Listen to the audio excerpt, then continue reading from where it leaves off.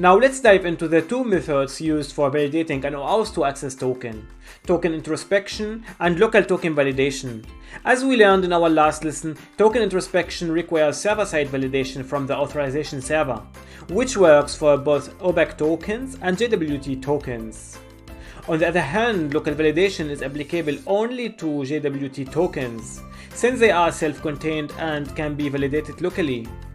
In simple terms, token introspection is an online real-time validation method that involves querying the authorization server to check the validity of a token, while a local validation is an offline method that can be performed directly by the resource server using the integrity and authenticity of the token itself.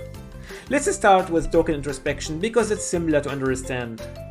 In this scenario, we have the OAuth 2 client, the resource server, and the authorization server.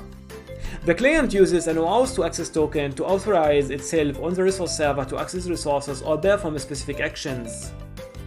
The token used here can be either an OBAC token or a JWT token. When the resource server receives the token, it sends a validation request with the token to the OAuth 2 Introspect endpoint on the authorization server to determine whether the token is valid. The authorization server then validates the token and sends back a response indicating whether it is valid or not. Now let's take a step back and look at how this request is constructed. You have a POST request that points to the OAuth 2 Introspect endpoint on the authorization server. The only required parameter in the request body is the token, which is the token to introspect.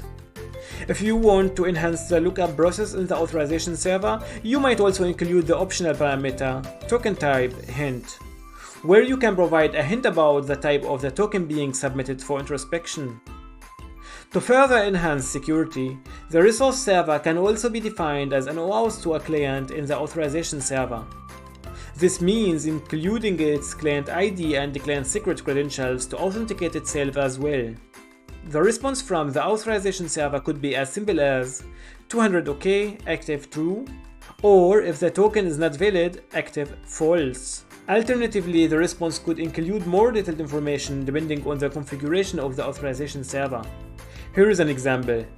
In this more detailed response, you can see information such as scopes, username, user ID, and more.